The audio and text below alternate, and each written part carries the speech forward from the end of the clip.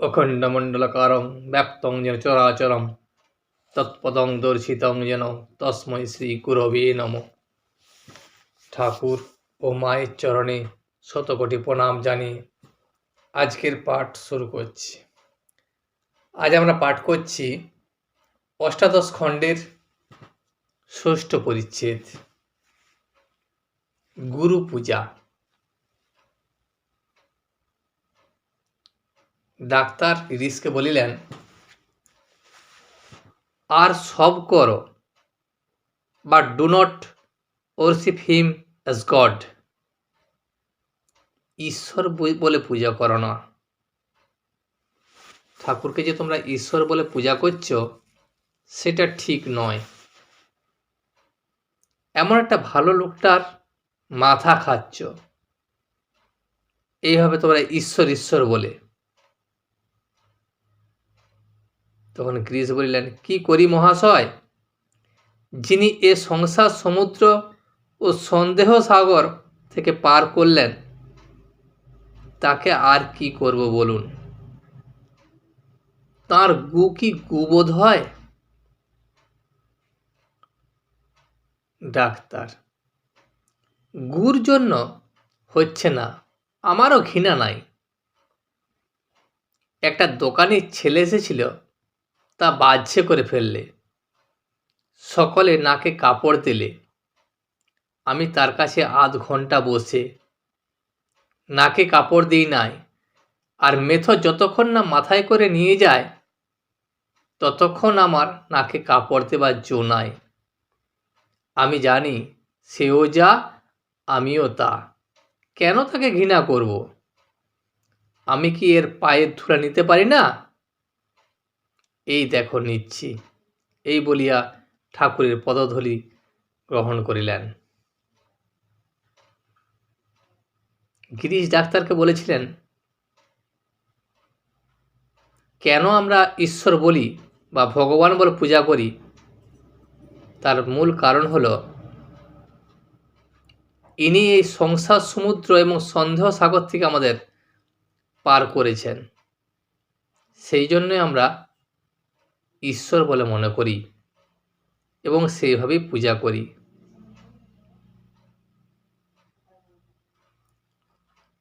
গিরিশ আবার বলিলেন, অ্যাঞ্জেলস এই মুহূর্তে ধন্য ধন্য করছেন, অর্থাৎ দেবগণ এই মুহূর্তে সবাইকে ধন্য ধন্য করছেন। ডাক্তার, তা পায়ের ধুলা লওয়া কি আশ্চর্য? আমি যে সকলেরই নিতে পারি। এই দাও, এই দাও বলে সকলের পায়ের ধুলা গ্রহণ করিলেন। এই যে ঠাকুরের পদধূলি ডাক্তার গ্রহণ করিলেন, সেই জন্য গিরিশ বলিলেন যে দেবগণ এই মুহূর্তে ধন্য ধন্য করছেন, আপনি ঠাকুরের পদধূলি গ্রহণ করিলেন বলে। তখন ডাক্তার বললেন, না শুধু ঠাকুরের কেন, এখানে সকলেরই পদধূলি আমি মাথায় নিতে পারি। নরেন্দ্র ডাক্তারকে বললেন, একে আমরা ঈশ্বরের মতো মনে করি। কীরকম জানেন? যেমন ভেজিটেবল ক্রিয়েশন ও অ্যানিম্যাল ক্রিয়েশন, এদের মাঝামাঝি এমন একটি পয়েন্ট আছে যেখানে এটা উদ্ভিদ কি প্রাণী স্থির করা ভারী কঠিন। যে উদ্ভিদ, ভেজিটেবল ক্রিয়েশন, উদ্ভিদ ও জীবজন্তুগণ, এদের একটা মাঝামাঝি স্থান আছে। সে স্থানটা স্থির করা খুব মুশকিল, যেটা উদ্ভিদ না প্রাণী। ঠিক সেই একই জিনিস ম্যান ওয়ার্ল্ড ও গড ওয়ার্ল্ড, অর্থাৎ নরলোক এবং দেবলোক, এই যে দুটি লোকের মধ্যেও একটি স্থান আছে যেখানে বলা কঠিন এই ব্যক্তি মানুষ না ঈশ্বর। উনি কি সে বিচার করা সাধারণ মানুষের পক্ষে সম্ভব নয়। আমরাও এখনো ঠিক বুঝতে পারি না যে উনি নরলোকের মধ্যে আছেন না দেবলোকের মধ্যে আছেন, উনি মানুষ না ঈশ্বর। এ কথাটা আমরাও ভাবি। ডাক্তার বললেন, ওহে, ঈশ্বরের কথায় উপমা চলে না। তুমি যখন তাকে ঈশ্বর বলছো, সেখানে কোনো উদাহরণ দিও না। নরেন্দ্র তখন বলল, আমি গড বলছি না, গড লাইক ম্যান। উনি যে ঈশ্বর সে কথা তো আমি বলিনি। আমি এ কথাই বলেছি যে উনি ঈশ্বর তুল্য ব্যক্তি,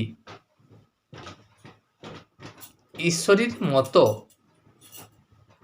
সে কথাই আমি বলেছি।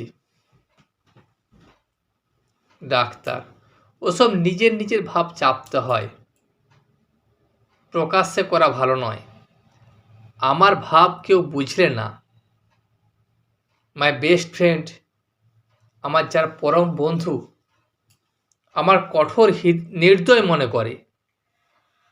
এই তোমরা হয়তো আমাকে জুতো মেরে তাড়াবে, আমি তোমাদের সঙ্গে এরকম ব্যবহার করছি, ঠাকুরকে বলছি যে ঈশ্বর নয়, অথচ তোমরা ভাবছো তিনি ঈশ্বর। আমার যে মনের কি ভাব আমি সেটা প্রকাশ করে বলতে পারছি না, এবং প্রকাশ করলেও কেউ তা বুঝে না, বুঝতে পারবে না।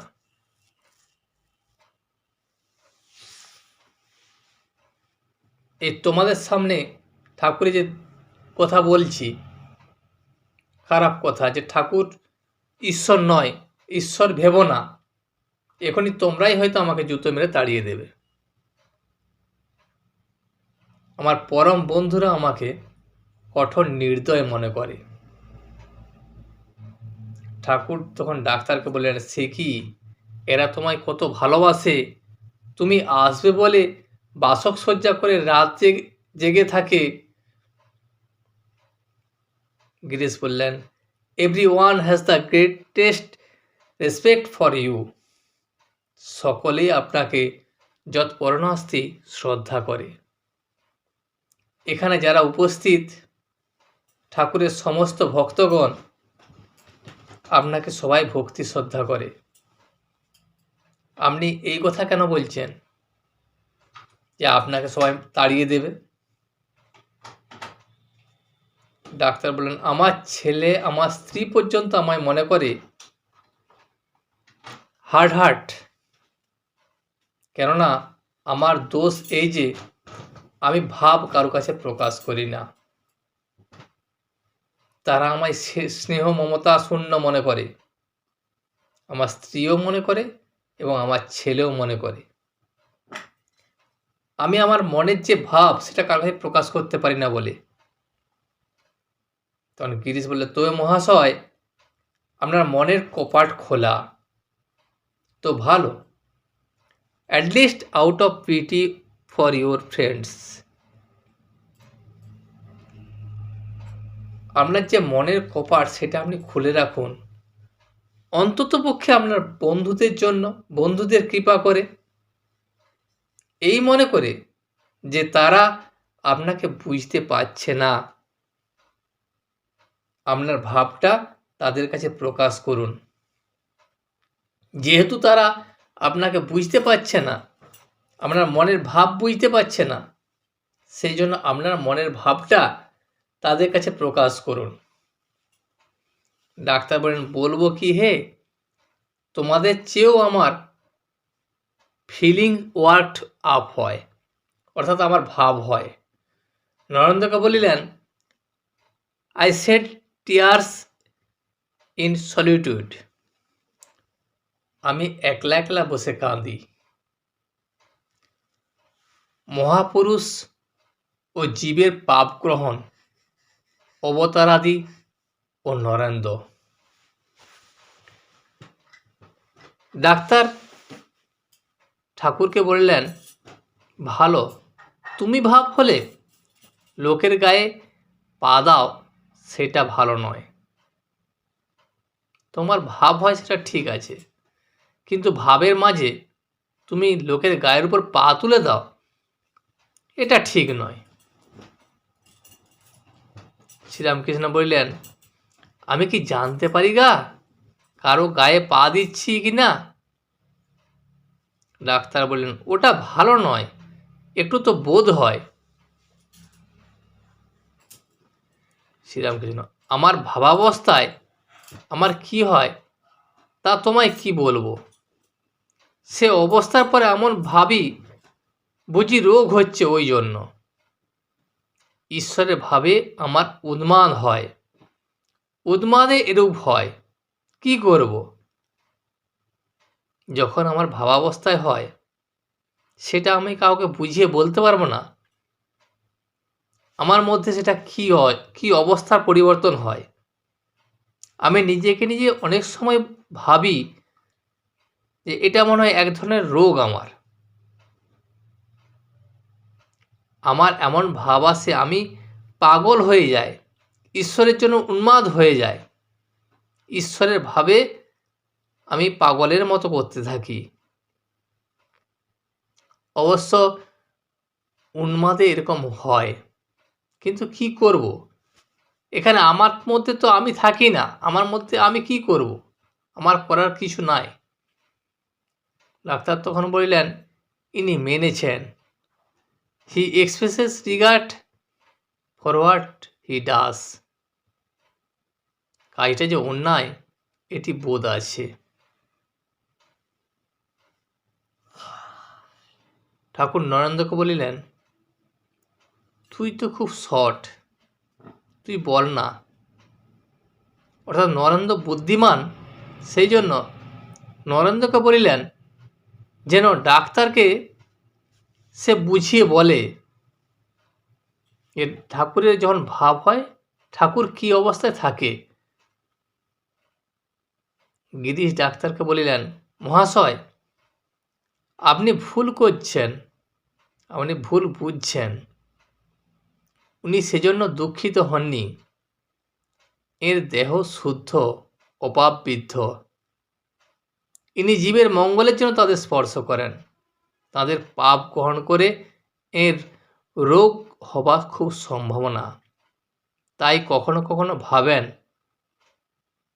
আপনার যখন কলিক হয়েছিল তখন আপনার কি রিগ্রেট হয় নাই? কেন রাত জেগে এত পড়তুম?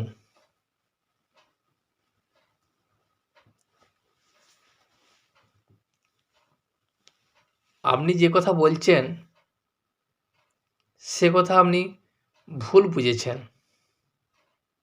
আপনি ঠাকুরকে ভুল বুঝছেন। উনি অপরের গায়ে পা তোলার জন্য উনি দুঃখিত হননি। ওনার দেহ খুব শুদ্ধ এবং অপাপবিদ্ধ। উনি যখন কাউকে স্পর্শ করেন তার মঙ্গলের জন্য স্পর্শ করেন, জীবের মঙ্গল সাধনের জন্য উনি স্পর্শ করেন। এমনও হয় যে জীবের পাপ গ্রহণ করে ওনার রোগ হবার সম্ভাবনা খুব বেশি।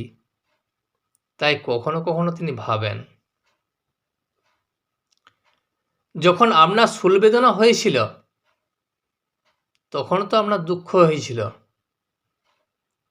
যে কেন আমি তখন এত রাত জেগে পড়তুম। রাত জেগে পড়াটা কি আমার অন্যায় কাজ? সেজন্য আমার এই শূলবেদনা হয়েছে? রোগের জন্য দুঃখ কষ্ট হতে পারে, তা বলে জীবের মঙ্গল সাধনের জন্য স্পর্শ করাকে কখনো অন্যায় কাজ মনে করেন না। ডাক্তার তখন অপ্রতিভ হইয়া গেলেন এবং গিরিশকে বলিলেন, তোমার কাছে হেরে গেলুম, দাও পায়ের ধুলো দাও বলে গিরিশে পদধূলি গ্রহণ করিলেন এবং নরেন্দ্রকে বলিলেন, আর কিছু নহে, হিজ ইন্টেলেকচুয়াল পাওয়ার। এটা গিরিশের বুদ্ধিমত্তা পরিচয় মানতে হবে। নরেন্দ্র ডাক্তারকে বলিলেন, আরেক কথা দেখুন, এটা সায়েন্টিফিক ডিসকভারি, অর্থাৎ জড় বিজ্ঞানের সত্য বাহির করিবার জন্য আপনি লাইফ ডিসকভার ও জীবন উৎসর্গ করতে পারেন। শরীর অসুখ ইত্যাদি কিছুই মানেন না, আর ঈশ্বরকে জানা গ্র্যান্ডেস্ট অফ অল সায়েন্স, এটাই হলো শ্রেষ্ঠ বিজ্ঞান। এর জন্য ইনি শরীর নষ্ট হয় হোক এরূপ মনের ভাব করবেন না। ডাক্তার, যত রিলিজিয়াস রিফর্মার হয়েছেন, অর্থাৎ যত ধর্মাচার্য হয়েছেন, যেমন জেসাস, চৈতন্য, বুদ্ধ, মোহাম্মদ, শেষে সব অহংকার পরিপূর্ণ, বলে আমি যা বললাম তাই ঠিক। একই কথা।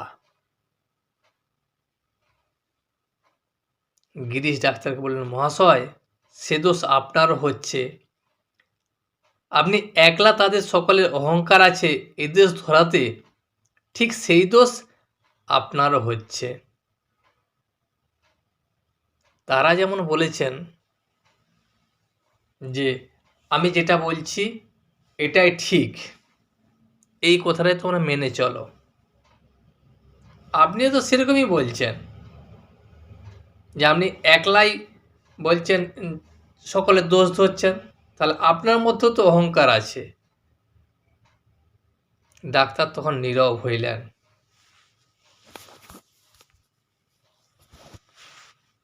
নরেন্দ্র ডাক্তারকে বলিলেন, we offer to him worship bordering on divine worship. একে আমরা পূজা করি, সে পূজা ঈশ্বরের পূজার প্রায় কাছাকাছি। আমরা যে ঠাকুরের পূজা করি, শুধু ঈশ্বর বলে নয়, উনি ঈশ্বরের প্রায় কাছাকাছি থাকেন। সেই জন্যই ঈশ্বরের মতো করে আমরা ওনার পূজা করি। সমস্ত ভক্তদের এইসব কথা তর্ক বিতর্ক শুনিয়া ঠাকুর আনন্দে বালকের ন্যায় হাসিতেছেন। আজ এই পর্যন্তই। ভিডিওটি শেষ পর্যন্ত দেখার জন্য আপনাকে অসংখ্য ধন্যবাদ। ভিডিওটি যদি আপনার ভালো লেগে থাকে তাহলে একটা লাইক, কমেন্ট এবং বন্ধুর সাথে শেয়ার করে দেবেন। সাবস্ক্রাইব করে পাশে থাকা বেল আইকনটি বাজিয়ে দেবেন, যাতে আপনাদের নতুন ভিডিওগুলি সর্বপ্রথম আপনার কাছে পৌঁছে যায়। জয় শ্রী রামকৃষ্ণ, জয় শ্রী রামকৃষ্ণ, জয় শ্রী রামকৃষ্ণ।